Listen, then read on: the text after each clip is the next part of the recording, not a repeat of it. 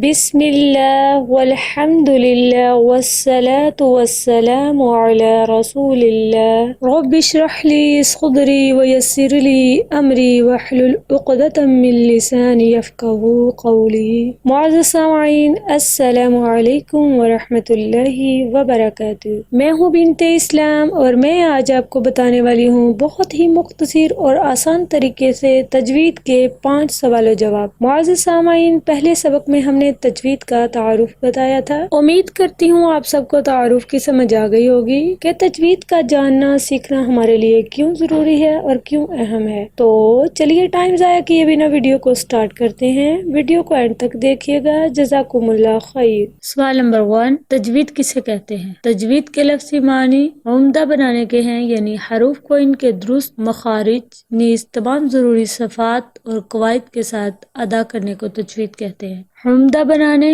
بہتر بنانا اور سنوارنے کے ہیں۔ درست مخارج یعنی عربی کے حروف تہجی کے 29 حروف کے الگ الگ مخرج ہیں، ہر ایک کو اس کے مخرج سے ادا کرنا، یعنی ایسا نہیں کرنا کہ ہا کے مخرج کی جگہ آپ ہا کا مخرج نکال دیں، یا عین کی جگہ آ کہہ دیں، یا ذال کی جگہ زا کا مخرج نکال دیں۔ ایسی غلطیاں لحن جلی ہوتی ہیں جو کہ حرام ہیں۔ صفات اور قواعد میں مطلب کہ کہاں پر ہم نے لفظ کو پور یعنی موٹا پڑھنا ہے، کہاں پر بریک پڑھنا ہے، کہاں پر ہم نے لفظ کو لمبا کرنا ہے، کہاں پر لمبا نہیں کرنا، کتنا لمبا کرنا ہے، کتنا نہیں کرنا، یہ سب صفات اور قواعد میں آ جاتا ہے۔ سوال نمبر 2، مخرج کسے کہتے ہیں؟ حرف کی آواز کے نکلنے کی جگہ کو مخرج کہتے ہیں۔ مثلا جیسے الف، با، تا، ثا، یہ سب ایک ایک حرف ہے۔ حروف تہجی کے 29 حروف ایک ایک کو حرف کہتے ہیں۔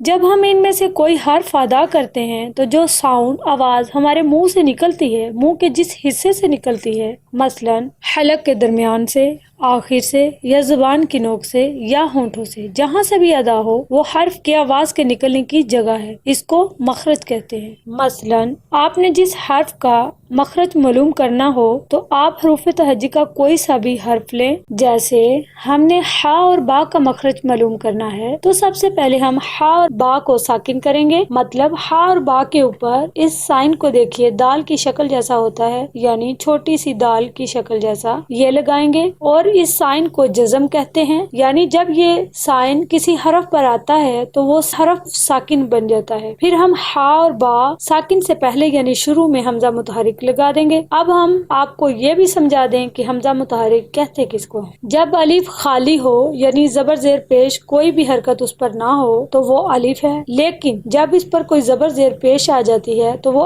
الف نہیں بلکہ وہ حمزہ بن جاتا ہے، اور اب اس کو حمزہ متحرک کہتے ہیں، یعنی جس حرف پر کوئی بھی حرکت آ جائے تو ایسے حرف کو متحرک کہتے ہیں۔ آپ دیکھیے ہم نے 2 حروف لیے ہیں، ہا اور با، اب ان کا مخرج معلوم کرتے ہیں، دیکھتے ہیں منہ کے کس حصے سے ادا ہوتے ہیں۔ دیکھیے ہا کو ساکن کیا، شروع میں حمزہ متحرک لگا دیا، حمزہ زبر ہا، آہ آہ، ہا کا مخرج نکالتے ہماری آواز حلق کے درمیان میں آواز رکی ہے، تو سمجھ لیجئے کہ ہا کے مخرج کے نکلنے کی جگہ حلق کا درمیان ہے۔ اب با کا مخرج دیکھتے ہیں، حمزہ زبر با، اب با کا مخرج ادا کرتے ہماری آواز دونوں ہونٹوں کو ملانے پر رکی ہے، تو سمجھ لیجئے کہ با کے مخرج کے نکلنے کی جگہ دونوں ہونٹ ہیں، اور اب کو اب نہیں پڑھیں گے کیونکہ یہ حروف قلقلہ میں سے ہے، اس لیے ادا کرتے تھوڑی سی آواز ہلتی ہے، اب نہیں اب۔ امید کرتی ہوں کہ اس آنسر کی آپ کو سمجھ آ گئی ہوگی۔ سوال نمبر 3، حروف مستعلیہ کتنے ہیں اور کون کون سے ہیں؟ حروف مستعلیہ 7 ہیں اور وہ یہ ہیں: خ، صاد، غاد، طا، ظا، غین، قاف۔ حروف مستعلیہ کا مطلب ہے یعنی پر موٹے پڑھے جانے والے حروف۔ حروف تہجی کے یہ 7 حروف ہیں جو ہمیشہ ہر حال میں پر موٹے پڑھے جاتے ہیں۔ امید کرتی ہوں اس آنسر کی سمجھ آ گئی ہوگی، زیادہ وضاحت کرنے کی ضرورت نہیں ہے۔ باقی ان 7 حروف کے مخارج ہم آپ کو الگ ایک ویڈیو میں مخارج کے لیسن میں تفصیل سے بتائیں گے۔ سوال نمبر 4، ہونٹوں سے کتنے حروف ادا ہوتے ہیں؟ ہونٹوں سے 4 حروف ادا ہوتے ہیں: میم، با واو فا. غور کیجیے گا ان چاروں حروفوں کو ادا کرتے ہوئے آپ کے دونوں ہونٹ آپس میں ضرور ملیں گے. ان حروفوں کے علاوہ کسی حرف کی ادائیگی پر ہونٹ نہیں ملتے. اور یہ جو حروف ہیں ان کو یاد رکھنے کے لیے ایک نظم بنا لی گئی ہے. ما با وفا ہوتی ہے. اس طرح آپ کو یہ حروف یاد رکھنے میں آسانی رہے گی. ما با وفا ہوتی ہے. ما با وفا ہوتی ہے. سوال نمبر 5. حرکات کس کو کہتے ہیں؟ زبر زیر پیش کو حرکات کہتے ہیں. حمزہ زبر آ، حمزہ زیر ای، حمزہ پیش او آ ای او. با زبر با، با زیر بی، با پیش بو، با بی بو. یہ جو الف اور با کے اوپر نیچے زبر زیر پیش آ رہی ہیں ان زبر زیر پیش کو حرکات کہتے ہیں. مثلا جب یہ حرکات کسی حرف پر آ جاتی ہیں تو وہ متحرک ہو جاتا ہے.